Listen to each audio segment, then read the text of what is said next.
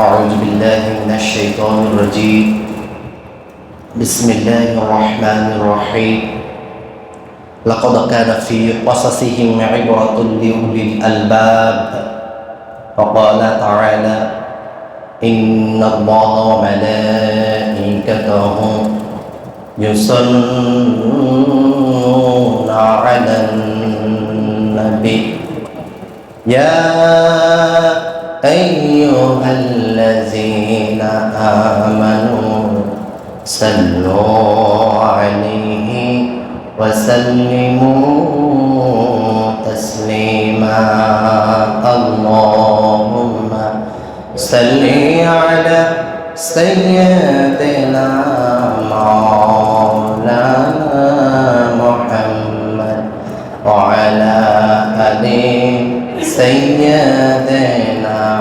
حبيبنا محمد اللهم صل على سيدنا مولانا محمد وعلى آل سيدنا حبيبنا محمد সম্মানিত মুসল্লিবৃন্দ, আজকের এই মুহররমের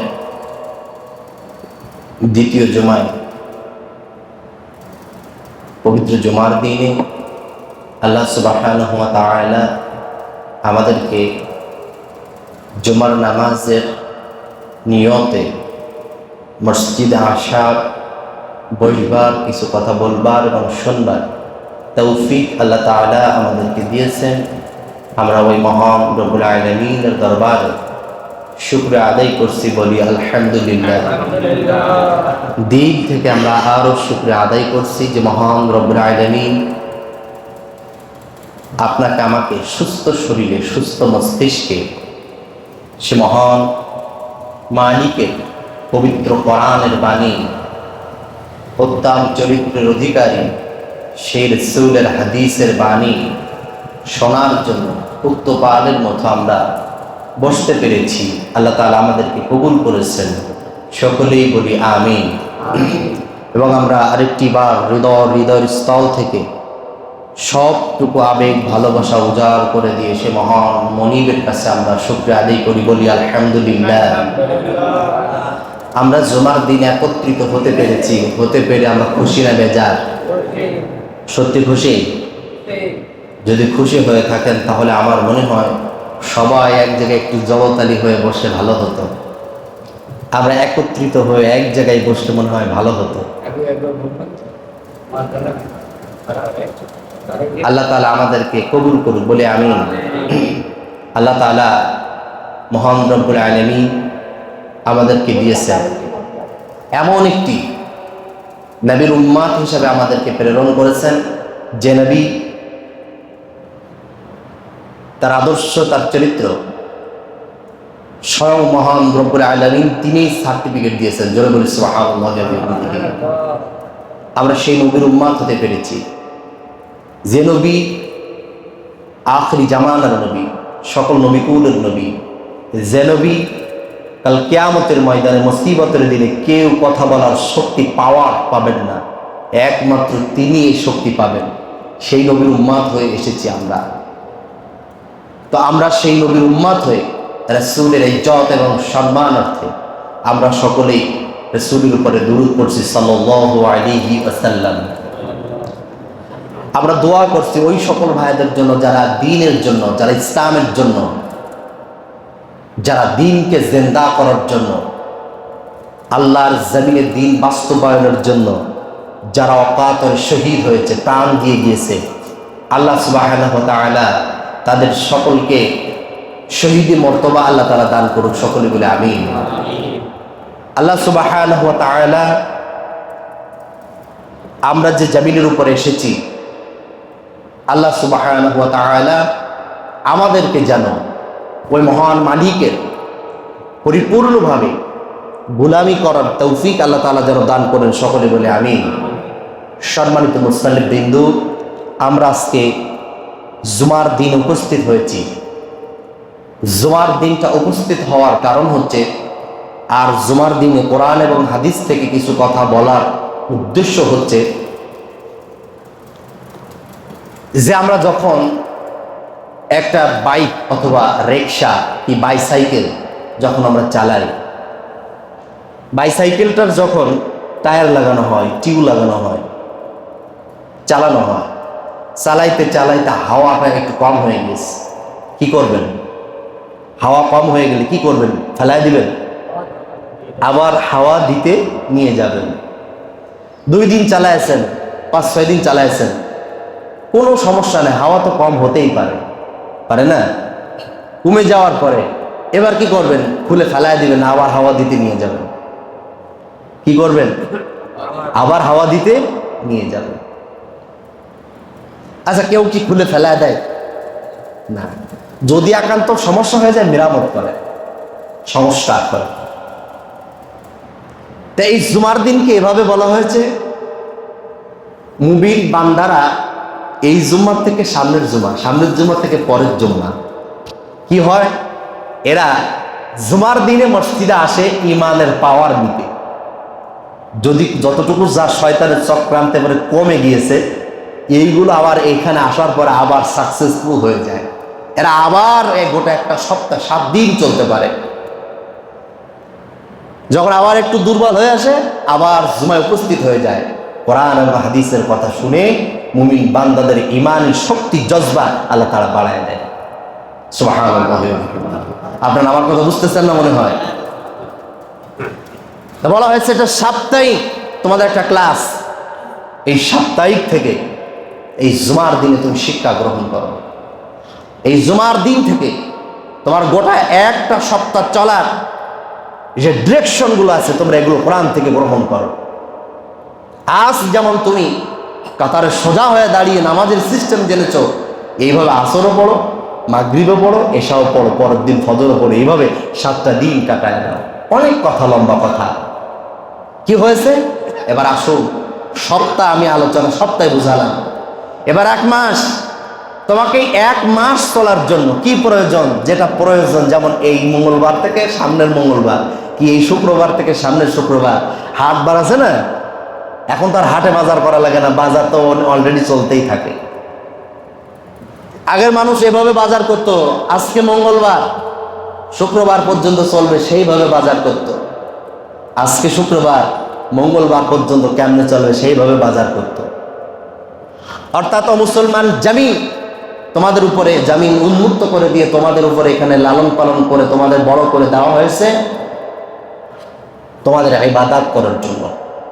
তাই এই ইবাদতের সিস্টেমগুলো এই দিন থেকে সেই দিন, ওই দিন থেকে ওই দিন কেমনে তুমি রবের গোলামি করবে, এটার জন্য আমি তোমাকে সৃষ্টি করেছি। আর এইগুলো শিখেই তুমি আমার উপরে গোলামি করো।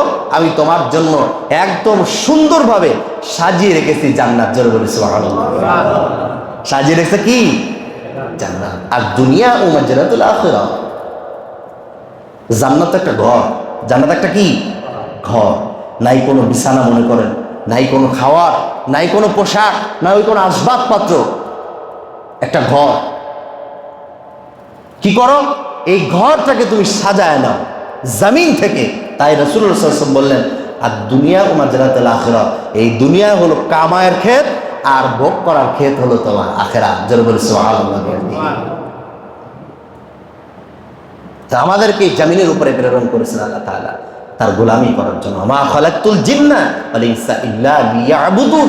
আমি তোমাদেরকে সৃষ্টি করেছি খামাখায় নাই, আলু লাগানোর জন্য না, পটল লাগানোর জন্য না, পাতা ফেলানোর জন্য না, ভুঁই চাষ করার জন্য না, আবার ওইগুলো বাদও দেওয়ার জন্য না।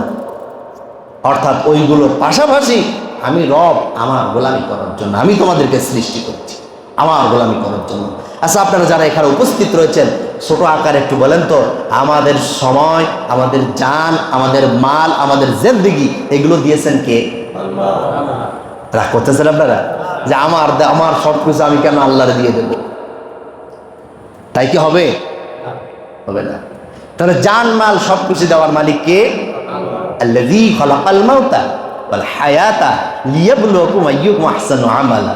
তোমার জান, তোমার মাল, তোমার জীবন, তোমার মরণ, তোমার বেঁচে থাকা, তোমার সবকিছু আমি রব আমার কাছে। জোরে বলি সুবহানাল্লাহ। তাহলে সব ক্ষমতার মালিক তিনি কে? আল্লাহ। আমার কোনো ক্ষমতা আছে? আমার কোনো শক্তি আছে? না আছে আমার কোনো শক্তি, না আছে আমার কোনো বুদ্ধি, না আছে আমার কোনো পাওয়ার, না আছে আমার কোনো ক্ষমতা, কোনো কিছুই নাই, কোনো কিছুই নাই। সব মালিকের দেওয়া। সব মালিক বন্ধ করে দেবে, সব বন্ধ হয়ে যাবে। মালিক যদি বলে আজকের থেকে তোমার কথা বলা বন্ধ, কোন বাপের বেটা নাই, কোন বাপের বেটা কোনো শক্তি নাই সে কথা বলতে পারে। আজকে মালিক ইশারা করবে, আজকের থেকে তোর দুইটা চক্ষু বন্ধ করে দিলাম। কোন ডাক্তার, ইঞ্জিনিয়ার, প্রফেসর নয় যে তোমার ওই চক্ষু দিয়ে আর জগৎটারে দেখাইতে পারবে। মালিক যদি বলে তোমার হাঁটা চলা বন্ধ, আজকের থেকে তোমার পায়ে ইনজুরি বানায় দিলাম, কোন তোমার শক্তি পাওয়ার নাই, ওই পা দিয়ে তুমি আর হাঁটতে পারবে। মালিক যদি তোমাকে বলে অহর সম্পদের মালিক তুমি, আজকের থেকে তোমার রিজিক বন্ধ, তোমার হলকবের নিচেই কোন শক্তি পাওয়ার দিয়ে হলেও তোমাকে খাওয়াইতে পারবে না। কথা বলেন, পারবেন খাওয়াইতে? পারবেন না। বলেন হুজুর আমরা নল দিয়ে খাওয়াবো। নল দিয়ে খাওয়াও, বমি করে দেবে, সব উঠে আবার ক্লিয়ার হবে। আছে না নাই? আল্লাহর সঙ্গে পাল্লা করলে পারা যাবে? আবার খাওয়াবি মরে যাবে, এমন ঘোষণা দিয়ে দেবে ডাক্তারের, খাওয়াবি মরে যাবে। ও খাইতে চাইলেও খাইতে দেবে না। দেবে? বলে দেবে না।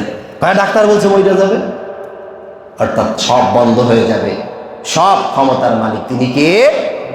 আল্লাহ। সব ক্ষমতার মালিক হলেন তিনি। যাই হোক, আমরা আজকে সাময়িক আমি ভূমিকায় কিছু কথা বলে আপনাদেরকে আগ্রহী করে দিলাম। গত জুমায় আমার আলোচনা ছিল মুহররম, আশুরা, হুসাইন রাদিয়াল্লাহু তাআলা আনহু, কারবালার সে করুণ দৃশ্য এবং কারবালার সে মর্মান্তিক হৃদয় বিদারক ঘটনা সামনে নিয়ে আমি আলোচনা সাজিয়েছিলাম। এখন আল্লাহ রাব্বুল আলামিন কোরআনুল কারীমের ভিতরে আপনাদের একটু ইমানের জজবা দিয়া, ইমানের একটু পাওয়ার দিয়া বলুন, কোরআনুল কারীমের ভিতরে সব কিছু ভাস করে ঢোকায় দেওয়া আছে না নাই? বলেন কোরআনুল কারীমের ভিতরে সব কিছু আছে না নাই? যা চাইবেন আপনি সেটাই পাইবেন। সে কারণে আল্লাহ রাব্বুল আলামিন বললেন, লাকাদ কানা ফি কসাসিহিম ইবরাতিন লিউলিল আলবাব। এই কোরআনুল কারীমের ভিতরে নবী এবং রাসূল পয়গম্বরদের যে ইতিহাস আমি ঢুকায়া দিয়েছি, যে ঘটনাগুলো আমি ঢুকায়া দিয়েছি, এই ঘটনাগুলো হলো বুদ্ধিমান বিবেকওয়ালা মানুষদের জন্য শিক্ষণীয়। জোরে বলি সুবহানাল্লাহ।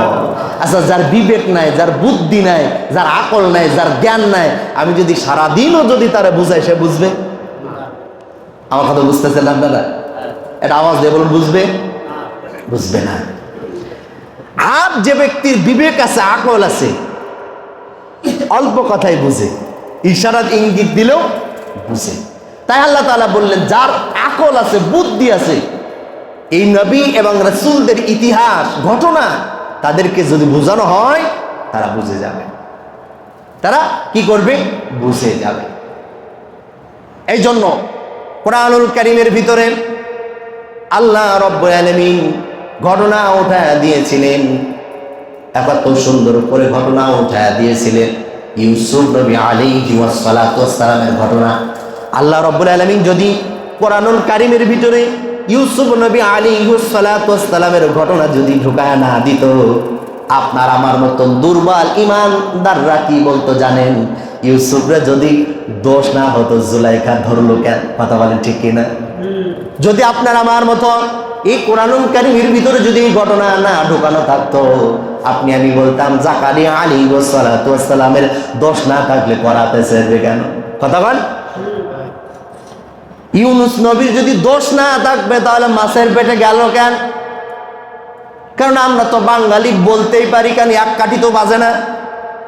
এমন একটা কথা বলে ফেলাই, ইমান থাকলো কি বাংলো সব আর বুঝি না, বলার কথা আমরা বলে ফেলাই। চিল্লায় বলেন ঠিক কিনা? আওয়াজটা দিয়ে বলেন ঠিক কিনা? মনে চাইছে বলে ফেলায়।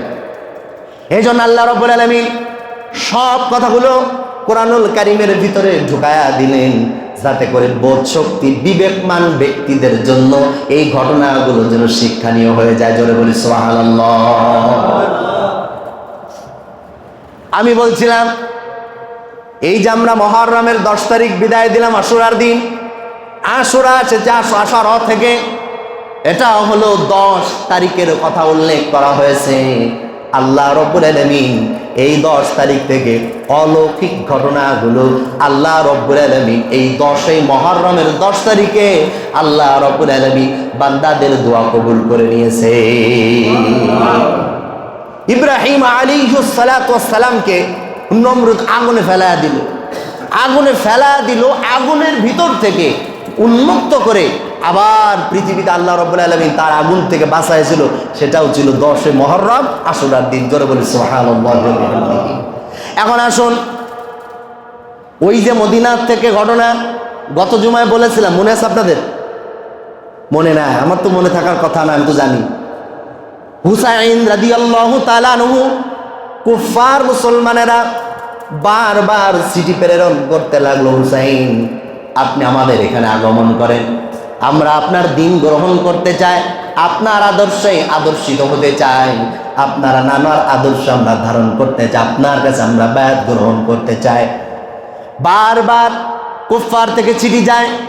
হুসাইন রাদিয়াল্লাহু তাআলা আনহু চেক করার জন্য তার চাচাতো ভাই মুসলিম ইবনে আকিলকে প্রেরণ করেছিলেন, পাঠাইছিলেন, যাও তোমরা কুফায় যাও, কুফায় যাও, কুফায় যা মুসলিম ইবনে আকিল তুমি দেখো, যদি কুফার অবস্থা ভালো থাকে আমি হুসাইন যাব, আর কুফার অবস্থা যদি ভালো না থাকে আমি যাব না। মুসলিম ইবনে আকিলকে প্রেরণ করেছিলেন, পাঠাইছিলেন। কুফায় যখন গেলেন, কুফায় যারা চিঠি দিয়েছিল মুসলমান, কয়েকজন মুসলমান মিলে চিঠি দিয়েছিল, তাদের সঙ্গে সাক্ষাৎ হলো। মুসলিম ইবনে আকিল হুসাইন রাদিয়াল্লাহু তাআলা আনহুর চাচাতো ভাই, তাদের সঙ্গে পরিচয় হলো। সবার সঙ্গে পরিচয় হয়ে দেখা গেল যে এরা সত্যিকারে দিন এবং ইসলাম আল্লাহ রসুলের আদর্শ আদর্শিত হতে চায়। কেননা নমরুদের এই খাসিলাত তারা বিশ্বাস করছে, নমরুদের এই কার্যকলাপ তারা দেখতে চায় না, ইয়াজিদের এই কার্যকলাপ তারা নিতে চায় না, তারা বামপন্থীদের যে কার্যকলাপ তারা নিতে চায় না, তারা নিতে চায় বিশ্বনবীর আদর্শে আদর্শিত হতে চায়। জোরে বলি সুবহানাল্লাহি ওয়া বিহামদিহি। সম্মানিত মুসল্লিবৃন্দ আমার, মুসলিম ইবনে আকিল তাদের সঙ্গে সাক্ষাৎ হয়ে গেল, আর চলাফেরা করতে লাগলো। ঘটনা আমি একটু গোড়া পিছন থেকে বললাম আপনাদেরকে শরণার্থের জন্য। মুসলিম ইবনে আকিল সব কিছু বোঝার পরে, সব কিছু তথ্য নেওয়ার পরে দেখলেন অবস্থা ভালো, কুফার অবস্থা ভালো। হুসাইন রাদিয়াল্লাহু তাআলা আনহুর কাছে চিঠি লিখলেন, আপনি চলে আসুন, কুফার অবস্থা বড্ড ভালো। চিঠি লিখে দিলেন, কুফার অবস্থা বড্ড ভালো, আপনি চলে আসেন। চিঠি যাইতেও তো 1 সপ্তাহ সময় লাগে। চিঠি লিখে দিলেন, চলে গেল মক্কায়, মদিনায় প্রেরণ করে দিলেন। চিঠি চলে গেল। চিঠি দেওয়ার 2 দিন পরে উবাইদুল্লাহ বিন জিহাদ কুফার গভর্নর ছিলেন, কুফার গভর্নর ছিলেন। এই কথা যখন সকল জায়গায় ছড়িয়ে পড়ল, ইসলামের দাওয়াত দেওয়ার জন্য ইয়াজিদের এই পরিচালনা তারা পছন্দ করতে চায় না। কিছু সংখ্যক মুসলমান একত্রিত হয়ে গিয়েছে, যারা নাকি হুসাইন রাদিয়াল্লাহু তাআলা আনহুকে মক্কা থেকে মদিনা থেকে তাকে দাওয়াত দিয়া আমাদের এই কুফায় আনতেছে, ইনি ইসলামের দাওয়াত প্রচার করবে, আর এই ক্ষমতার চেয়ারে হুসাইন রাদিয়াল্লাহু তাআলা আনহুকে বসাবে। এই পরিকল্পনা কিছু সংখ্যক মুসলমান শুরু করে দিয়েছে। এটা রাজ্যের ভিতরে ঘোষণা হয়ে গেল। ইয়াজিদ এই কথাটা ইয়াজিদ শুনতে পেল, উবাইদুল্লাহ বিন জিহাদকে খবর দিল। উবাইদুল্লাহ বিন জিহাদকে বললেন, কে এসেছে তারে খুঁজে বের করো। মুসলিম ইবনে আকিল রাদিয়াল্লাহু তাআলা আনহুকে খুঁজে বের করা হলো, প্রশ্ন করা হলো, তুমি কেন কুফায় এসেছো? বলে, কুফায় এই কারণে এসেছি, কুফার কিছু মুসলমানেরা হুসাইন রাদিয়াল্লাহু তাআলা আনহুকে বারবার চিঠি দিচ্ছে, তারা ইসলাম সত্য দিন গ্রহণ করতে চায়। আমি এটা সত্য কিনা যাচাই বাছাই করতে এসেছি, আমি এসেছি এটাই এই জন্য। আর হুসাইন রাদিয়াল্লাহু তাআলা আনহুকে চিঠি দিয়েছি, তিনিও রওনা হয়েছে আমাদের কাছে আসবেন। ইয়াজিদের বড় নিষ্ঠুর হৃদয় উবাইদুল্লাহ বিন জিহাদকে ঘোষণা করলেন, একে আর তামাশা করা যাবে না, মুসলিম ইবনে আকিলকে তোমরা হত্যা করে দাও, হত্যা করে গোটা রাজ্যকে দেখায় দাও, কুফা পুরো কুফাটারে দেখায় দাও, যাতে করে যে আমি ইয়াজিদ আমার বিরুদ্ধে যদি কেউ যায় তার অবস্থাটা ভয়াবহ হবে, তার অবস্থাটা কোনোভাবেই ভালো হবে না। উবাইদুল্লাহ বিন জিহাদ মুসলিম ইবনে আকিলকে নিষ্ঠুর হৃদয় দিয়া তাকে তরবারি দিয়ে আঘাতের উপর আঘাত করে তাকে শহীদ করে শহীদের পেয়ালা পান করায় দিয়া তার মৃত লাশটাকে রাজ্যের সামনে টাঙায় রেখে দিয়েছিল, যাতে সবাই দেখে শিক্ষা গ্রহণ করতে পারে যে ইয়াজিদকে না মানলে তার অবস্থাটা এমন হয়ে যাবে, ইয়াজিদকে যদি তোমরা না মানো তার অবস্থাটা এমন হয়ে যাবে। আবার ঘোষণা হলে ইয়াজিদ ঘোষণা দিলেন, উবাইদুল্লাহ বিন জিহাদকে বললেন, দেখো এই মুসলিম ইবনে আকিলকে মদিনা থেকে কারা কারা এনেছিল আর কাদের বাসায় খাওয়া দাওয়া করেছিল, রাত্র যাপন করেছিল, তাদের সঙ্গে মেলামেশা করেছিল, সেই সকল পরিবারদেরকেও তোমরা আবার খুঁজে খুঁজে বের করো, তাদেরকেও নির্যাতন দিতে শুরু করে দাও। আপনাদের কাছে আমি একটি কথা বলতে চাই, আল্লাহর জমিন, আল্লাহর দিন, আল্লাহর সত্য ধর্ম যারা বাস্তবায়ন করতে চায় তাদের উপরে নির্যাতন আছে না না? তৎকালীন সময় ছিল, এখনো আছে, কথা বলেন ঠিক কিনা? তৎকালীন সময়ও বাতিলকে যারা প্রতিহত করেছে, বাতিলকে যারা মানতে চায় নাই, তাগুতকে যারা অস্বীকার করেছে, তাগুতকে যারা মানতে চায় নাই, তাদের উপরেও পর্যায়ক্রমে নির্যাতন এসেছে। আর বর্তমান সময়েও বুলেটের আঘাতে তারা রক্ত দিতে বাধ্য হয়ে গিয়েছে, কিন্তু মিথ্যাকে মানতে রাজি না। চিল্লায় বলেন ঠিক না? সম্মানিত মুসল্লি বিরুদ্ধ আমার, এখানে মুসলিম ইবনে আকিল মারা গেল, খবর আর আসা যাবে না, হুসাইন রাদিয়াল্লাহু তাআলা আনহুকে আসা যাবে না, এটা নিষেধ করার মতন কেউ নাই। যাদের সঙ্গে মুসলিম ইবনে আকিল উঠা বসা করেছিল সেই সকল মুসলমানদেরকেও আটক করা হলো, নির্যাতনের ভিতরে তাদেরকেও ফেলানো হলো, কাউকে মেরে ফেলানো হলো, কেউ আর খবর দেওয়ার মতো কেউ নাই। মদিনার থেকে হুসাইন রাদিয়াল্লাহু তাআলা আনহু কাফেলা নিয়ে রওনা হয়ে গেল। তখন ছিল জিলহজ মাসের, কোন কোন কিতাবের ভিতর আসছে জিলহজ মাসের 7 তারিখে রওনা দিয়েছিল, কোন কোন কিতাবের ভিতর আসছে জিলহজ মাসের 8 তারিখে রওনা দিয়েছিল।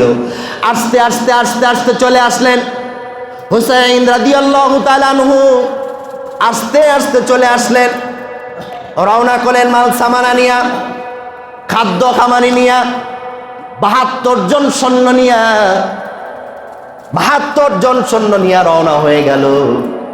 প্রতিমধ্যে চলে আসলেন আস্তে আস্তে আস্তে আস্তে ফরাত নদীর তীরে। হুসাইন রাদিয়াল্লাহু তাআলা ফরাত নদীর তীর পর্যন্ত এসেছিলেন। এই পর্যন্ত আসার পরে দেখি চতুর্দিক থেকে সৈন্য দিয়া ঘেরা করে রেখেছে, কুফার ভিতরে ঢোকার কোনো সুযোগ হুসাইন রাদিয়াল্লাহু তাআলা আনহুর না। হুসাইন রাদিয়াল্লাহু তাআলা আনহু বললেন, তোমরা এখানে চতুর্দিক থেকে ঘেরা করে আসো কেন? বলে উবাইদুল্লাহ বিন জিহাদ কুফার গভর্নর আমাদেরকে পাঠিয়েছে 6000 সৈন্য দিয়া, চতুর সাইড দিয়ে ঘেরো, কোনো রাস্তা খোলা নাই, ঢুকতে পারবে না। ইয়াজিদ ঘোষণা দিয়েছে যেন এই কুফার ভিতরে যেন হুসাইন ঢুকতে না পারে। হুসাইন রাদিয়াল্লাহু তাআলা আনহু দাঁড়ায় গেলেন, ঢুকতে পারলেন না, ওখানে তাবু গাড়লেন, থাকতে শুরু করলেন। এক এক দিন এক এক আলোচনা হয়, এক এক দিন এক এক কথাবার্তা হয়। হুসাইন রাদিয়াল্লাহু তাআলা ঘটনা শেষ পর্যায়ে নিয়ে এসেছি। হুসাইন রাদিয়াল্লাহু তাআলা উবাইদুল্লাহ বিন জিহাদের কাছে গেলেন। ও উবাইদুল্লাহ বিন জিহাদ, তোমার মুখে তো দাড়ি রয়েছে, তোমার মুখে তো দাড়ি রয়েছে, নবীর সুন্নাত তোমার কাছে রয়েছে, তোমার মাথায় টুপি রয়েছে, তুমি মুসলমান, তুমি নামাজি, তুমি আমার ভাই, তোমার কাছে বলি, আজ আমরা এই কয়েকটা দিন এখানে আবদ্ধ হয়ে রয়েছি, তাবু গড়ে রয়েছি, যে খাদ্য আমরা এনেছিলাম সেই খাদ্যগুলো পুড়িয়ে এসেছে, খাদ্যগুলো আর নাই। সন্তানরা রয়েছে, মহিলারা রয়েছে, বাচ্চারা রয়েছে, যুবকেরা রয়েছে, খাদ্য তো নাই। তুমি পানি বন্ধ করে দিয়েছো, খাদ্য বন্ধ করে দিয়েছো, যাতায়াত ব্যবস্থা বন্ধ করে দিয়েছো, চতুর্দিক থেকে সব বন্ধ করে দিয়েছো। ও আমার প্রাণের ভাই, তোমার কাছে আমার দাবি, তুমি আমাদেরকে কুফায় ঢোকার একটা সুযোগ তুমি করে দাও। উবাইদুল্লাহ বিন জিহাদ আওয়াজ দিয়ে বললেন, ওগো হুসাইন, তোমাকে কুফার ভিতরে ঢোকার কোনো সুযোগ দেওয়া হবে না। হুসাইন রাদিয়াল্লাহু তাআলা আনহু বললেন, তাহলে পানির লাইনটা তুমি ছেড়ে দাও, সেটাও দেওয়া হবে না। হুসাইন রাদিয়াল্লাহু তাআলা আনহু এইভাবে বারংবার বলতেছিলেন, আর বললেন, সর্বশেষ যে কথাটি বলেছিলেন উবাইদুল্লাহ বিন জিহাদের কাছে বললেন, ওগো উবাইদুল্লাহ বিন জিহাদ, তুমি একজন মুসলমান, তুমি যদি মুসলমান হইয়া তুমি চিনো না আমি কে, তুমি জানো না আমি কে, যে নবী সৃষ্টি না হইলে, যে নবীকে আল্লাহ রাব্বুল আলামিন প্রেরণ না করলে, সৃষ্টি না করলে, রহমতের নবী, মায়ার নবী, আখিরি জামানার নবী, ওই কলিজার টুকরা, বিশ্ব নবীর কলিজার টুকরা আমি হুসাইন রাদিয়াল্লাহু তাআলা আনহু, তুমি আমার সম্পর্কে জানো না? হুসাইন, আমি হুসাইন যদি বিশ্ব নবীর কাঁধের উপরে না উঠতাম, মনে হতো যেন বিশ্ব নবীর নামাজ হতো না, বিশ্ব নবীর কোলের ভিতরে যদি আমি না ঘুমাইতাম, যেন বিশ্ব নবীর ঘুম আসতো না, বিশ্ব নবী যদি আমার চুমু না খাইতো, বিশ্ব নবী যেন ঘুমাইতে পারতো না, তৃপ্তি পাইতো না। আমি সেই হুসাইন, তুমি আমার সঙ্গে কেমনে বেয়াদবি করো? ওগো উবাইদুল্লাহ বিন জিহাদ, তুমি আমার সঙ্গে বেয়াদবি করো না, আমি বিশ্ব নবীর নাতি, তোমার সামনে এসে দাঁড়িয়েছি, তুমি আমাকে যাওয়ার ব্যবস্থা করে দাও। এই মুনাফিক উবাইদুল্লাহ বিন জিহাদ জবাব দিলেন, ওগো হুসাইন, তুমি যেই থাকো না কেন, যে আলীর সন্তান থাকো না কেন, বিশ্ব নবীর নাতি থাকো না কেন, ফাতেমার ছেলে থাকো না কেন, কোনো কথাই আমি শুনতে চাই না। এখান থেকে তোমাকে যাইতেও দেওয়া হবে না, আসতেও দেওয়া হবে না, খাদ্যও দেওয়া হবে না, তোমাকে অন্য কোনো পথ তোমাকে দেওয়া হবে না, কোনো কিছুই তোমাকে দেওয়া হবে না। তোমার সঙ্গে তরবারি দিয়া তোমার সঙ্গে যুদ্ধ হবে। হুসাইন রাদিয়াল্লাহু তাআলা আনহু বললেন, ওগো ভাই, তোমার সঙ্গে যুদ্ধ করার মতো মাইন্ড নিয়ে আমি এখানে আসি নাই, আর আমি যে তোমার সঙ্গে যুদ্ধ করব সেজন্য তো আমি এখানে আসি নাই। আর আমি যে যুদ্ধ করবো আমার সৈন্য, আমার সাথী সঙ্গীরা, আজ কয়দিন হয়ে গেল, সেই দিন ছিল মুহররম মাসের 9 তারিখ, এই চুক্তিবদ্ধ হচ্ছিল। বলে আমি 8 তারিখে রওনা করেছি, আজ 9 তারিখ, হিসাব করলে পাওয়া যায় আমি দীর্ঘ এখানে রয়েছি 1 মাস 2 দিন অথবা 1 দিন আমি এখানে রয়েছি। অনেক কষ্ট ক্লেশ করে সময় পার করেছি। আর বিশেষ করে তাঁবুতে কোনো খাদ্য নাই, খাদ্য পুড়িয়ে গিয়েছে, সৈন্যরা সব দুর্বল, তোমার সঙ্গে যুদ্ধ করবে এই শক্তি তাদের নাই। তোমার সঙ্গে আমি যুদ্ধ করতে চাই না। তোমার কাছে সর্বশেষ আমি বলবো, তুমি এমন একটা মুসলিম দেশ তুমি আমারে দেখায় দাও, আমি মদিনাও ফিরে যাব না, আমি কুফায়ও ঢুকবো না, আমি তোমার কাছে আর কোনো কিছু চাই না, একটা পথ তুমি আমারে দেখায় দাও, সেই পথ দিয়ে ঢুকে আমি সেই দিকে চলে যাব, মুসলিম রাষ্ট্রে যে জীবন যাপন করব। কিন্তু আমি বললাম, আমি ইয়াজিদকে আমি মেনে নিতে পারবো না। তুমি যাই বলো না কেন, কিন্তু আমি ইয়াজিদকে মেনে নিতে পারবো না। হুসাইন রাদিয়াল্লাহু তাআলা এত কথা বলার পরেও মুনাফিক উবাইদুল্লাহ বিন জিহাদ কোনোভাবেই তাকে ছাড় দিল না, যুদ্ধ করতেই হবে, তার সঙ্গে লড়াই করতেই হবে। এই দিকে 6000-এর উদ্দেশ্য সৈন্য নিয়ে দাঁড়িয়ে গিয়েছে, আর এখানে 72 জন সৈন্য নিয়ে হুসাইন রাদিয়াল্লাহু তাআলা কি বা যুদ্ধ করবে? কোনো কথাই কাজ হলো না, ফিরে আসলো, রাত হয়ে গেল। সারাটা রাত ইবাদত করল, সকাল হলে যুদ্ধ হবে। ফজরের পর, মুহররমের 10 তারিখ, ফজরের পর যুদ্ধ শুরু হবে। হুসাইন রাদিয়াল্লাহু তাআলা তাবুর সকল সাহাবী সাথী সঙ্গীদেরকে নিয়ে, পুরুষদেরকে নিয়ে বললেন, তোমরা তাবুর ভিতরে স্থির হয়ে থাকিও, আমি উবাইদুল্লাহ বিন জিহাদের সঙ্গে বহুত কথাবার্তা বলেছি, আলাপ আলোচনা করেছি, কাজ হয় নাই। যুদ্ধ করতে চাই। আমি তোমাদের হালত দেখে, অবস্থা দেখে আমি যুদ্ধের কোনো প্রস্তাব দিতে পারি নাই।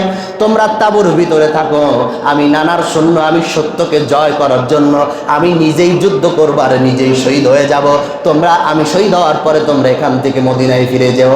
তাঁবুর ভিতর থেকে প্রত্যেকটা সৈন্য জবাব দিল, আমরা হুসাইনের সৈন্য, আমরা হুসাইনের সৈনিক, আমরা রাসূলের সৈনিক, আমরা কোরআনের আদর্শই আদর্শিত। আমরা যদি মৃত্যুবরণ করি, হুসাইন হাকা মৃত্যুবরণ করবে সেটা হবে না, সাথে সাথে আমরাও মৃত্যুবরণ করব। যতটুকু রক্তে মাংসে শক্তি রয়েছে অতটুকু দিয়া উবাইদুল্লাহর সাথে আমরা জিহাদ করতে প্রস্তুত রয়েছি। জোরে বলি সুবহানাল্লাহ। আজ দেখেন, সত্যকে প্রতিষ্ঠিত করার জন্য, মিথ্যাকে দূর করে দেওয়ার জন্য অস্ত্র নাই, ঢেলা নাই, কিছু নাই, তবুও দেখবেন মুসলমান সর্বসময় আল্লাহ রসুলকে নিয়ে কিছু বলার সাথে সাথে ঝাঁপায় পড়ে। চিল্লায় বলেন ঠিক কিনা? কোরআনকে নিয়ে কিছু বলার সাথে সাথে মুসলমান আর বসে থাকে না, ঝাঁপায় পড়ে, যা আছে তাই নিয়ে ঝাঁপায় পড়ে। মুসলমানের যতটুকু ইমানি পাওয়ার আছে, শক্তি আছে, এইটুকু বিশ্বাস নিয়ে বলে আল্লাহ আমাদের জয় লাভ করে দিবেন। চিল্লায় বলেন ঠিক কিনা? সকালবেলায় প্রস্তাব হয়ে গেল, ফজরের পর থেকে মুহররমের 10 তারিখ যুদ্ধ হতে লাগলো। যুদ্ধ বীর বিক্রমের যুদ্ধ চলতেছে। এখন হুসাইনের সৈন্যদের তো খাবার নাই। 4 দিন যদি কেউ না খায়, সাময়িক ধরলাম 4 দিন, পেটে যদি ক্ষুধা থাকে, 4 দিন পানি নাই, খাদ্য নাই, খেজুর নাই, কোনো গম রুটি আটা কোনো কিছু নাই, এখন খাদ্য না খেয়ে আছে, এরা কি যুদ্ধ করতে পারবে? বলে এরা কি যুদ্ধ করতে পারবে? এরা যুদ্ধ করতে পারবে না। তারপরে মানে পাওয়ার নিয়ে যুদ্ধের জোহরের আগ থেকে যুদ্ধের এত বীর বিক্রম দেখতে পাইলেন। ইয়াজিদ চিন্তা করলেন এদের সঙ্গে পারা যাবে না। ইয়াজিদ কি করলেন? যুদ্ধের কৌশল উল্টায়া দিলেন, আওয়াজ দিলেন সৈন্যরা, এক দিক থেকে এদেরকে ধাওয়া পাল্টা ধাওয়া করলে হবে না, চতুর্দিক থেকে ঘেরাও করে ফেলো। চতুর্দিক থেকে ঘেরাও করে এদেরকে আক্রমণ করলেন। সকল সৈন্যরা আস্তে আস্তে করে, হুসাইনের সৈন্যরা সব শহীদ হয়ে গেলেন, শহীদের পেয়ালা পান করলেন। ইন্না লিল্লাহি ওয়া ইন্না ইলাইহি রাজিউন। যোহরের পরে একমাত্র হুসাইন রাদিয়াল্লাহু তাআলা আনহু ছিলেন। হুসাইন রাদিয়াল্লাহু তাআলা আনহু চিন্তা করলেন, আমার যে শক্তি, আমার যে পাওয়ার, আজ 3-4 দিন না খাওয়া, কি করব? তবুও মরে যাব, শহীদ হয়ে যাব, কিন্তু আমি কোনোভাবেই আমি ইয়াজিদকে মেনে নিতে পারবো না। শহীদ হয়ে যাব, তবু আমি পারবো না। হুসাইন রাদিয়াল্লাহু তাআলা আনহু যুদ্ধের ময়দান থেকে জোহরের পরে তাঁবুর ভিতরে রওনা করলেন। তাঁবুর ভিতরে যায় স্ত্রীকে ডাক দিয়ে বললেন, ওগো স্ত্রী, তোমার কাছে আমি বিদায় নেওয়ার জন্য এসেছি। কেননা আমাদেরকে যেভাবে তারা শুরু করেছে, আমি ছাড়া আর কেউ নাই, আমরা তাদের সঙ্গে পারবো না। 40 জন সৈন্য নিয়া আমি তাদের 6000-এর সঙ্গে তো কোনো মোকাবেলায় চলে না, আর আমি একা, তারা হাজার হাজার, কোনোভাবেই তো আমি পারবো না। তোমার কাছে বিদায় নিয়ে এসেছি। ওগো স্ত্রী, তোমার যে হক আমি সেটা আদায় করতে পারি না। ওগো স্ত্রী, যেমন তোমার ভরণ পোষণ দেওয়ার কথা আমি সেটা পারি নাই। ও গো স্ত্রী, আজকে কয়টা দিন তোমাকে কতই না যন্ত্রণা তোমাকে ভোগ করতে হয়েছে, আমি তোমার হক আদায় করতে পারি নাই। আমি বিদায় নিতে এসেছি, আমাকে বিদায় দিয়ে দাও, দেখা হবে, কথা হবে জান্নাতে। জোরে বলি সুবহানাল্লাহ। স্ত্রী কথাগুলো শুনতেছে। আপনারা বলুন, কোন স্বামী যদি স্ত্রীর কাছে বিদায় নেওয়ার জন্য যায়, বলেন সেই স্ত্রীকে হাসবে? সেই স্ত্রীর চোখ দেয়া পানি আসতেছে আর বলে, ওগো আমার প্রাণের স্বামী, তুমি দিনের জন্য, হকের জন্য তুমি তো শহীদ হতে যাচ্ছ। এটা তো নিশ্চিত কথা, যেখানে 6000 সেখানে একা হুসাইন। হুসাইন রাদিয়াল্লাহু তাআলা আনহুর স্ত্রী ডাক দিয়ে বলল, কি স্ত্রী, স্বামী, আপনার কাছে আমার কোনো ভরণ পোষণের কোনো কিছু চাওয়ার নেই। আমার কোলের ভিতরে আজকে যে শিশু আসগার শুয়ে আছে, আজ কয়টা দিন হয়ে গেল, পানি নাই, খাদ্য নেই, খাবার নেই, আমার শরীরটাও শুকায় গিয়েছে। আমার ছেলে বারবার দুগ্ধ টান দেয়, খাদ্য শুকায়া যাওয়ার কারণে বুকের দুধ বন্ধ হয়ে গিয়েছে। শিশু আসগারের ঠোঁটটা শুকায় গিয়েছে, জিহ্বা শুকায় গিয়েছে, কান্নার আওয়াজ আর শুনে পারি না। আমার পেটেও তো খাদ্য নাই, আমার জিহ্বাটারে তার মুখের ভিতরে দিয়া যতটুকু রস যায়, যতটুকু থুতু যায়, এইটুকু দিয়ে দিয়ে পর্যন্ত রেখেছি। আমার তো আর কোনো পাওয়ার না, আমার আর কোনো শক্তি নাই। তোমার কাছে আমার সর্বশেষ চাওয়া, তুমি শিশু আসগারকে একটু পানি পান করা তুমি আমার কাছে রেখে যাও।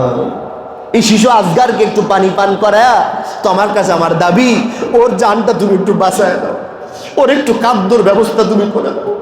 হুসাইন রাদিয়াল্লাহু তাআলা আনহু বললেন, দাও, আমার কাছে দাও, আমি ওর একটু পানি পান করা নিয়ে আসি। কারণ আমি যদি তার সঙ্গে, ইয়াজিদের সঙ্গে আমি দুশ্মনী করতে পারি, ইয়াজিদের শত্রু আমি হতে পারি, ইয়াজিদ আমার দুশ্মন হতে পারে, কিন্তু শিশু বাচ্চা তো তার কোনো অপরাধ করি নেই। চিল্লায় বলেন, শিশু বাচ্চা কোনো অপরাধ করছে? শিশু মাসুম বাচ্চা কোনো অপরাধী? নিষ্পাপ। হুসাইন রাদিয়াল্লাহু তাআলা আনহু আত্মবিশ্বাস নিয়ে বাচ্চাটারে নিলেন। কমর ছিল একটা তোয়ালে। হুসাইন রাদিয়াল্লাহু তাআলা আনহু কিতাবের ভিতর আসছিল, আল্লাহ রাসূল সাল্লাল্লাহু আলাইহি ওয়াসাল্লাম এই তোয়ালেটা ব্যবহার করতেন, আর হুসাইনকে দিয়েছিল। হুসাইন, এই তোয়ালিটা তোমার কাছে দিলাম, যতদিন পর্যন্ত এই তোয়ালি তোমার কাছে থাকবে, তোমার কাছে শত্রুপক্ষ কোনোদিন তোমার কিছুই করতে পারবে না। সেই দিন এই তোয়ালিটা খুলে রেখে দিলেন, শিশু আসগারকে কোলে নিলেন, আর শিশু আসগারকে কোলে নিয়ে কাপড়ের ভিতরে ধরে নিয়ে রওনা হলেন পানি পাওয়ার জন্য, পানি নেওয়ার জন্য। ফোরাত নদীর তীরে পানি নেওয়ার জন্য রওনা করলেন। পানি খাওয়াবে, তাকে একটু পানি পান করায়া সুস্থ রেখে তারপরে তার সাথে যুদ্ধ করবে। শত্রুপক্ষে দূর থেকে দেখতেছে হুসাইন মনে হয় কি কলা কৌশল শুরু করেছে, কেননা সরের মনে পুলিশ পুলিশ কথা বলেন, ঠিক কিনা? আওয়াজটা একটু দিয়ে বলেন, ঠিক কিনা? হুসাইন রাদিয়াল্লাহু তাআলা আনহু যখন এই শিশু আসগারকে নিয়ে যাচ্ছেন, শত্রুপক্ষ চিন্তা করতেছে কি কলা কৌশল সৃষ্টি করেছে, কি কলা কৌশল শুরু করেছে, কি করা যেতে পারে। শত্রুপক্ষের কাছে বারবার বলছে, তোমরা যেন কোনোভাবে তীর তরবারি নিক্ষেপ করো না, কেননা আমার শিশু বাচ্চা আমি নিয়ে এসেছি, উঁচু করে ধরেছে, এমন কিতাবের ভিতরে এসেছে, এমন ভাবে উঁচু করে ধরে রেখেছে। আজ কয়টা দিন পানি নাই, পানির যন্ত্রণা, খাদ্য নাই, খাদ্যর যন্ত্রণা, আমার বাচ্চাটা ছটফট করতেছে, আমি ফোরাত নদীর তীরে নিয়ে যাচ্ছি পানি পান করানোর জন্য, তোমরা যেন তীর নিক্ষেপ করো না, অস্ত্র নিক্ষেপ করো না। এটা বোঝার জন্য শত্রুপক্ষ তার কথা বিশ্বাস না করে শত্রুপক্ষ তীর নিক্ষেপ করে দিলেন, জোরে তীর নিক্ষেপ করে দিলেন। হুসাইন রাদিয়াল্লাহু তাআলা আনহুর হাতে এরকম বাচ্চা ধরা, তীরটা সোজা বরাবর এসে শিশু আসগারের বুক বরাবর ঢুকে বের হয়ে গেল। আর হুসাইন রাদিয়াল্লাহু তাআলা আনহু উঁচু করে ধরে রাখলেন, আর রক্তের ফুটকা টপ টপ করে জমিনে পড়তেছিল। হুসাইন রাদিয়াল্লাহু তাআলা আনহু দেখতে পেলেন যে রক্তর পিঙ্কি যখন ফুট ফুট পড়তেছে, হুসাইন রাদিয়াল্লাহু তাআলা আনহু বাচ্চাটারে নিচে রেখে দিলেন, আর আল্লাহরে ডাক দিয়ে বললেন, আল্লাহ, আল্লাহ তোমার দ্বীনকে বাস্তবায়ন করার জন্য হয়তো তাদের কাছে আমরা অপরাধী হতে পারি, তারা আমাদের কাছে অপরাধী হতে পারে, শিশু আসগার তো কোনো অপরাধী নয়। আমি আমার শিশু আসগারকে নিয়ে ওয়াদাবদ্ধ করলাম, আমার শরীরে রক্ত মাংস থাকা পর্যন্ত আমি ইয়াজিদের ছেড়ে দিয়ে কথা বলবো না। শিশু আসগারকে নিলেন, এইভাবে নিয়ে ঘরের ভিতরে যখন তাঁবুর ভিতরে ফিরায় নিয়ে গেলেন, স্ত্রীকে বললেন, ওগো স্ত্রী, আমি তোমার সন্তানকে পানি, ফোরাত নদীর পানি পান করায় নিয়ে আসি নাই, তোমার সন্তানকে জান্নাতের পানি পান করায় নিয়ে এসেছি। হুসাইন রাদিয়াল্লাহু তাআলা আনহু ফিরে আসলেন, তরবারি নিয়ে এসে, শক্তি নাই, খাদ্য নাই, পেটে ক্ষুধার যন্ত্রণা নিয়ে দ্বীনকে শক্ত করে কালেমার ঝান্ডাটাকে উঁচু করে রাখার জন্য তাদের সঙ্গে বীর বিক্রমে যুদ্ধ করতে শুরু করে দিল। তুমুল যুদ্ধ চলতে লাগলো। শত্রুপক্ষ চিন্তা করলো হুসাইনের সঙ্গে পারা যায় না, একবারে তারা কলাকৌশল নিয়ে ঝাঁপিয়ে এসে হুসাইন রাদিয়াল্লাহু তাআলা আনহুকে কত বিক্ষত করে চূর্ণ বিচূর্ণ করে শহীদ করে দিলেন। হুসাইন তবুও কালেমার ঝান্ডা জমিনে পড়তে দিলেন না। জোরে বলি সুবহানাল্লাহি ওয়া বিহামদিহি। আজকেও আমরা যারা আমাদেরকে শক্তি পাওয়ার দেওয়া হলো, যতটুকু ক্ষমতা দিয়ে হলো, যেন কালেমার ঝান্ডা আমরা উঁচু করে রাখতে পারি। আল্লাহ তাআলা আমাদেরকে তৌফিক দান করেন। যুদ্ধ হয়েছিল, হুসাইন রাদিয়াল্লাহু তাআলা শহীদ হয়েছিল 10ই মুহররমে। এই ঘটনাটা এই পর্যন্ত এইভাবে রাখলাম কেন? এটা বুঝাইতে চাইলাম যে দিনকে প্রতিষ্ঠিত করার জন্য, নামাজকে প্রতিষ্ঠিত করার জন্য, নামাজের আইনকে বাস্তবায়ন রাখার জন্য হযরত আলী রাদিয়াল্লাহু তাআলা আনহু, হযরত উসমান রাদিয়াল্লাহু তাআলা আনহু, বিশ্বনবী রাসূলুল্লাহ সাল্লাল্লাহু আলাইহি ওয়াসাল্লাম, যত নবী এবং রাসূল শহীদ হয়েছে, মৃত্যুবরণ করেছে, আপনারা বলুন কালেমার দাওয়াত দিয়া না দিয়া? বলেন, দাওয়াত দিতে গিয়ে মৃত্যুবরণ করছেন। আর আপনি আর আমি মৃত্যুবরণ করছি কি নিয়া? কিছুই করতে পারতেছি না। পারতেছি না, কিছুই করতে পারতেছি না। কিন্তু যদি বলি কোরআনের একটা আয়াতকে তোমরা একটু মানো, প্রতিষ্ঠিত করার দরকার নাই, মানলাম, একটু মানো। কি মানো? আল্লাহ তাআলা বলছেন মান জাআ বিল হাসানাতি ফালাহু আশরু আমসালিহা। আশরু শব্দটা হচ্ছে 10, আমসালিহা। আল্লাহ তাআলা বলছেন যদি কোনো বান্দা ভালো কাজ করেন, কি কাজ করেন? কথা বলেন, কি কাজ করেন? তাহলে তার 10 গুণ আল্লাহ তাআলা দিয়ে দিবেন। আপনি যদি, সে একটা বোঝানোর জন্য বলছি, আপনি যদি একটা ওযুখানা বানান, 10টা ওযুখানা বানানোর সব কে দিবেন? আপনি যদি একটা মানুষের উপকারের জন্য একটা প্রস্রাবখানা বানান, কয়টা প্রস্রাবখানা বানানোর সব দিবে? আওয়াজ দিয়ে বলুন, কয়টা? অবিশ্বাস। যদি আপনি একজনকে, নামাজি মানুষকে যদি, যেমন একটা পোশাক একজনকে হাদিয়া করলেন, তাহলে এই নামাজি নামাজ পড়বে, সওয়াব হবে, আপনার আমল নামে সওয়াব যাবে। এই একটা যা পোশাক আপনি বানাইলেন, আল্লাহ তাআলা 10 জন ব্যক্তিকে পোশাক দেওয়ার সওয়াব আল্লাহ তাআলা দিবেন। আল্লাহর ভান্ডারে কম আছে? আল্লাহর ভান্ডারে কম আছে? বান্দা একটা আওয়াজ দেবেন, কম আছে? আল্লাহ দিতে পারে কিনা? আচ্ছা, আমি যদি বলি হুজুর এই তো ভালো কাজ করলাম 10 গুণ দিল, তাহলে মন্দ কাজ করলেও মনে হয় 10 গুণ দিবে না। আল্লাহ তাআলা বললেন ওয়ামান জাআ বিল হাসানাতি ফালা ইউজজা বিহি। যদি কোনো বান্দা মন্দ কাজ করে, সে যতটুকু করেছে অতটুকুই তার আমল নামায় লেখা হবে, বাড়তিও করা হবে না, কমও করা হবে না। সুবহানাল্লাহ বলবেন না? কত সুন্দর রব! ভালো কাজ করলে বাড়াবে, মন্দ কাজ করলে যা তাই করাবে। এখন আসুন, কথা হলো যে আল্লাহ তাআলা বলছেন ইন্নামা ইয়ামুরু মাসাজিদাল্লাহ। আমরা যে মসজিদে বসে আছি, এই মসজিদটা কার? রাগ করতেছেন? তারা আসতে বলতেছেন কেন? কার ঘর? যেনারা জমি দিয়েছেন তারা তো ওয়াকফ করেছেন আল্লাহর রাস্তায়, তাদের কোনো দাবি নেই, আছে? তাহলে কার ঘর? আপনারা যারা সিমেন্ট দিয়েছেন, বালি দিয়েছেন, ইট দিয়েছেন, আপনাদের দাবি আছে? যারা আছে তারা কথা করছে না, দাবি আছে?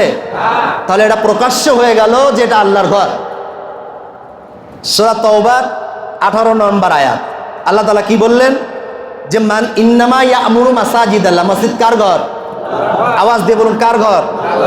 আচ্ছা, আমরা যারা এখানে বসে আছি, ওমা খালাকতুল জিন্না ওয়াল ইনসা, ইনসা মানে কি? মানুষ। তাহলে মানুষ কার? বলেন, মানুষ কার? মসজিদ কার? মানুষ কার? যে রিজিক খায়, আল্লাযী খালাকাল মাউতা ওয়াল হায়াতা লিয়াবলুয়াকুম আইয়ুকুম আহসানু আমালা। যে রিজিক আমাদেরকে দেয়, রিজিক কে দেয়? বলেন, কে দেয়? তাহলে আমরা বললাম যে আমরা মানুষ, আমরাও আল্লাহর। মসজিদে বসে আছি, এটাও আল্লাহর। আবার রিজিক খায়, ওমা মিন দাব্বাতিন ফিল আরদি ইল্লা আলাল্লাহি রিজকুহা। তোমরা যে রিজিক খাও এটাও আল্লাহর। তাহলে সব কিছু কার? বলেন, সব কিছু কার? আপনার আমার কিছু আছে? এই কোনাতে কষ্ট না মনে আছে, ওই মনে করতে ওই যে দানু কোটায় যে গের আছে, ও তো দেবো না আমি কার। ওটা কার? বলেন, কার? সার দাও, মাটি দাও, কাতলা মাছ বড় হবে না, এ ক্ষমতা কার? সব কিছু করতে পারেন তিনি কে? ছোট থেকে বড়, বড় থেকে ছোট, সব কিছু করার মালিক কে? তাহলে কথা বলতে চাইছি সেটা হলো, এটা হলো আল্লাহর ঘর, আমরাও আল্লাহর। দেখেন, আল্লাহর ঘর হলো আল্লাহর, বান্দাও আমরা আল্লাহর। তাহলে খাদেম হব কার? আল্লাহর ঘরে। কার ঘরে? আল্লাহর ঘরে। এই জন্য খাদেম হওয়ার দরকার আছে না নাই? আছে। এবার আল্লাহ তাআলা বললেন যে আমি তোমাদেরকে রিজিক দিয়েছি। সূরা বাকারার প্রথম দিকে আল্লাহ তাআলা বলছেন যে আমি তোমাদেরকে যে রিজিক দিয়েছি, যা খাও আর তোমরা পড়ো আর তোমরা দান করো, এইগুলোই তোমাদের জন্য। এখন আপনারা এখানে যারা আছেন, আমি বেশি বুঝায় বলতে যাবো না, সময় কম, যেহেতু আপনারাও আসছেন দেরি দেরি করে। এখন আমি একবারে সবচেয়ে একবারে বলতে চাচ্ছি, সেটা হলো যে আমাদের এই মসজিদটা একটু সুন্দর হোক, এটাকে আপনারা চান? সুন্দর হোক, এটাকে আপনারা চান? বান্দা, আপনারা ওয়াজ শোনেন আর আমরা ওয়াজ করি, তাতে বোঝা যায় কি জানেন, কখন টাকা চাবে আর কখন টাকা দেবে আমার কাছে ওরা ভালো বোঝে। কথা বলার সাথে সাথে বুঝলো এই হুজুর ব্যবসা চলতেছে। এটাকে আমার জন্য, আমার বাড়ি নেওয়ার জন্য, আমার বাড়ি ওয়ালে টাইলস লাগানোর জন্য বলছি? কার ঘরের জন্য বলছি? আবার জোরে দিয়ে বলুন, কার ঘরের জন্য? হুসাইন রাদিয়াল্লাহু তাআলার জন্য যদি দিনের জন্য শহীদ হতে পারে, উসমান গানী যিন্নুরাইন রাদিয়াল্লাহু তাআলার জন্য দিনের জন্য যদি শহীদ হতে পারে, আলী রাদিয়াল্লাহু তাআলার জন্য দিনের জন্য যদি শহীদ হতে পারে, তাহলে আপনি আমি মসজিদের জন্য একটু কষ্ট করতে পারবো না? হ্যাঁ, পারবো কিনা? এইবার ঘটনা হচ্ছে কি, আল্লাহ রাসূল সাল্লাল্লাহু আলাইহি ওয়াসাল্লাম একটা মসজিদ খাড়া করলেন। যেমন মহল্লায় বিভিন্ন জায়গায় মসজিদ খাড়া হয়, দেখছেন না? কিতাবের ভিতরে এমন ভাবে আসছে, মসজিদ খাড়া করলেন রাসূলুল্লাহ সাল্লাল্লাহু আলাইহি ওয়াসাল্লাম। মসজিদ যখন খাড়া হয়, প্রত্যেকটা মসজিদ জীর্ণ শীর্ণ অবস্থা থাকে, পরে আস্তে আস্তে বড় হয়। খেজুরের গাছ দিয়া মসজিদটা খাড়া করলেন রাসূলুল্লাহ সাল্লাল্লাহু আলাইহি ওয়াসাল্লাম। খেজুরের পাতা দিয়া বেড়া দিয়া ঘিরে রাখছে। যখন বাতাস হয়, যখন বাতাস আসে, বালি আসে, পাতাগুলো উড়ে উড়ে আসে মসজিদের ভিতরে। রাসূলুল্লাহ সাল্লাল্লাহু আলাইহি ওয়াসাল্লাম নামাজের আগে আগে যাইতেন, মসজিদে ঢুকতেন, প্রবেশ করতেন। রাসূলুল্লাহ সাল্লাল্লাহু আলাইহি ওয়াসাল্লাম নিজে মসজিদের মাইলাগুলো পরিষ্কার করতেন। এই যখন দৃশ্য পরিষ্কার করতেন, দেখলেন দূর থেকে এক মহিলা সাহাবী দেখতে পেলেন যে আল্লাহ রাসূল এই নিজে মসজিদটা পরিষ্কার করেন। এই মহিলা সাহাবী চিন্তা করলেন, আল্লাহ রাসূল এটা করবেন? আল্লাহ রাসূল যাওয়ার আগে, মসজিদে যাওয়ার আগে এই মহিলা এসে মসজিদটা সাফ করে সুন্দর করে নামাজের একটা ব্যবস্থা করে রেখে যায়। এখন নবী করিম সাল্লাল্লাহু আলাইহি ওয়াসাল্লাম প্রতিদিনের ন্যায় আসতেছেন, আয়েশা দেখে পরিষ্কার, আবার আসতেছেন, আয়েশা দেখে পরিষ্কার, আবার আসতেছেন, এসে দেখে পরিষ্কার। সাহাবীদেরকে বললেন, ইয়া রাসূলুল্লাহ, সাহাবীদেরকে বললেন, ও আমার সাহাবীরা, আমি তো আসি নামাজের জায়গাটা পরিষ্কার করে তারপরে নামাজের ব্যবস্থা করি, নামাজের হয় আমি আগে আগে আসি। সাহাবীদেরকে তারাও ভালো কাজ করতেন, নবী করিম সাল্লাল্লাহু আলাইহি ওয়াসাল্লাম তিনিও করতেন। সাহাবীরা বললেন, এক মহিলা তিনি সওয়াবের উদ্দেশ্যে, নেকের উদ্দেশ্যে মসজিদটা সাফ করে যায়। রাসূলুল্লাহ সাল্লাল্লাহু আলাইহি ওয়াসাল্লাম কিছু বললেন না, ঘাড়টা একটু নাড়ালেন। কিছুদিন পরে রাসূলুল্লাহ সাল্লাল্লাহু আলাইহি ওয়াসাল্লাম মসজিদে আসলেন, এসে দেখেন মসজিদ একদম ময়লা আবর্জনা আবার ওরকম হয়ে আছে। তাদের কাছে প্রশ্ন করলেন, আমার সাহাবীরা কি হলো, এই মসজিদটা পরিষ্কার দেখতে পাচ্ছি না? সাহাবীরা বললেন, যে মহিলাটা এই কাজটা করতেন সে মহিলাটা মারা গিয়েছে। রাসূলুল্লাহ সাল্লাল্লাহু আলাইহি ওয়াসাল্লাম শুনে মতো একটু ঘাপটি করে পড়লেন, কিন্তু জানতেন না রাসূলুল্লাহ সাল্লাল্লাহু আলাইহি ওয়াসাল্লাম কোন মহিলাটা করতেন। কারণ এই মহিলা জানাজা তো রাসূলই পড়ছেন, কিন্তু জানতেন না যে কোন মহিলাটা করতেন। তখন বুঝলেন সাহাবীরা এই কথা শোনার সাথে সাথে রাসূলুল্লাহ সাল্লাল্লাহু আলাইহি ওয়াসাল্লাম বললেন, চোখ বুঝে খানিকটু পর চোখ বুঝে আবার চোখ খুলে বললেন, আমি দেখতে পারছি এই মহিলাটা যেন জান্নাতের ভিতরে জান্নাতের মসজিদ তৈরি করে দিয়েছে আল্লাহ তাআলা, সেই মসজিদটা সাফ করতেছে। আমি দেখতে পাচ্ছি তার ঘর মসজিদের, জান্নাতের ভিতরে একটা মসজিদ আল্লাহ তাআলা বানায় দিয়েছে, সেটা ঝাড়ু দিচ্ছে, পরিষ্কার করতেছে। এটা বুঝাইলাম যে মসজিদ নির্মাণ করার গুরুত্ব এবং ফজিলাত দিয়া, কারণ মসজিদ সুন্দর হোক এটা আমরা চাই কিনা? চাই। এই জন্য ভাই দোস্ত বুজুর্গানে দিন, যুবকদের অবদান ইসলামের জন্য অফুরন্ত, বুড়োদের জন্য তার চেয়ে বেশি। কারণ এই বুড়োরা যুবকদেরকে জন্ম না দিলে আবার হয়নি। অর্থাৎ বুড়োরা আগ্রহ থাকতে হবে, যুবকদের আগ্রহ থাকতে হবে। এখন আপনারা দেখতে পাচ্ছেন মসজিদের কোনায় মসজিদের টাইলস খাড়া হয়ে গিয়েছে, মসজিদের কোনায় মসজিদের টাইলস খাড়া হয়ে গিয়েছে। কালকে হয়তো মিস্ত্রি আসবে, কালকের থেকে কাজ শুরু হয়ে যাবে ইনশাআল্লাহ। এই জন্য আমাদের এখন কর্তব্য হলো কি, যার যা আছে তাই নিয়ে ঝাঁপিয়ে বলে, দুইজন যে কোদাল নিয়ে ঝাঁপিয়ে বলবেন তা না। কাজ কি? কাজ হলো তুমি যদি পারো এক বস্তা সিমেন্ট দাও, তুমি যদি পারো মিস্ত্রি খরচ দাও, তুমি যদি পারো এক পাশের টাইলস দাও। কেননা মানুষ চলে যায়, রেখে যায় স্মৃতি। আপনি এই মসজিদে একটা মিনার দেন, এই পাশের টাইলসগুলো দেন, আপনি যতদিন পর্যন্ত আপনি এই টাইলসটা দিয়ে গিয়েছেন আর টাইলস লাগানো থাকবে, আপনি মৃত্যুবরণ করেছেন, আপনার হাড় হাড্ডি মাংস স্মৃতি লুঙ্গি গেঞ্জি কোনো কিছুই থাকবে না। মসজিদ খাড়া থাকবে, বলবে ওয়াসেক দাদা এই মসজিদে যতদিন বেঁচে ছিল আজান দিয়েছিল। সবুর কাকা বলবে এই মসজিদের সভাপতি ছিল, তার যত সিমেন্ট লাগছিল তিনিই দিয়েছিলেন। বলেন দোয়া চাওয়ার জন্য হাত তুলে দোয়া করা লাগে না, যদি তার দানের বদলাতে কথাগুলো যদি প্রকাশ করা হয় এটাই তার জন্য দোয়া। জোরে বলি সুবহানাল্লাহ।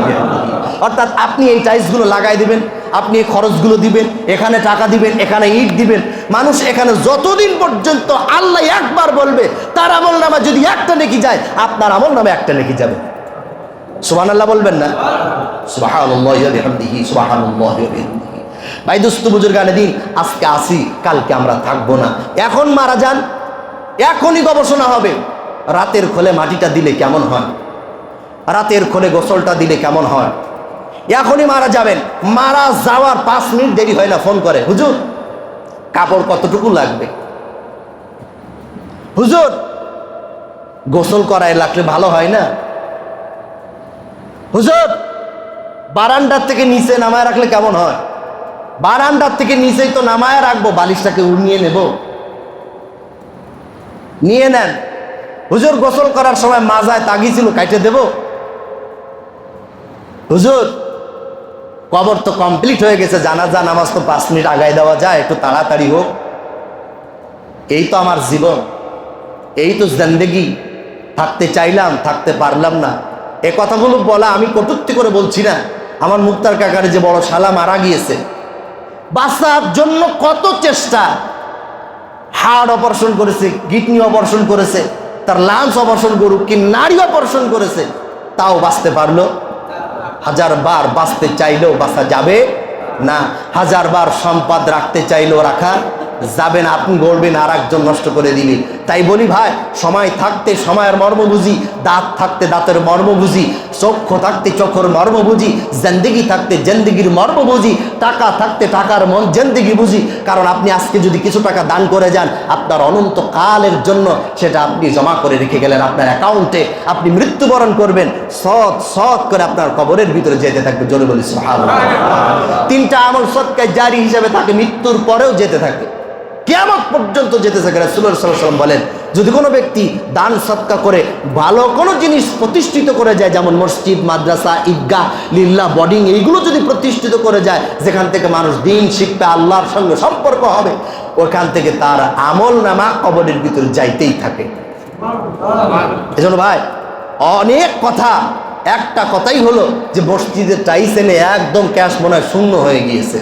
এখন তো কাজ কালকে থেকে মিস্ত্রি আসবে, কাজ শুরু হবে ইনশাআল্লাহ। এখন আপনাদের তো একান্ত চেষ্টা, আগ্রহ, দান, অনুদান সব কিছু থাকার দরকার, সব কিছু থাকার দরকার। আমরা কম হোক বেশি হোক টাকা পয়সা দিয়ে সহযোগিতা করতে পারবো না ভাই? পারবো না? আপনার মুখের সাথে আমার চক্ষু, আপনি বলতেছেন আর না বলতেছেন আমি বুঝতেছি। কৃপণতা করেন না, কৃপণতা করেন না। 1 টাকা দেবেন, 10 টাকা আল্লাহ তাআলা দিয়ে দিবেন। আর দান করলে কি হয় জানেন? দান করলে বালা মুসিবত দূর হয়। দান করলে বালা মুসিবত দূর করে দেয়, বিপদ আপদ আল্লাহ তাআলা হেফাজত করে দেয় আল্লাহর ঘরে দান করলে। দান করলে এজন্য আপনি দান করবেন না, আপনার বিপদ আপদ বালা মুসিবত যাবে না। যাকাত দিবেন না, আপনার মাল আপনার কাছে থাকবে না, বের হয়ে যাবে এক কায়দায়।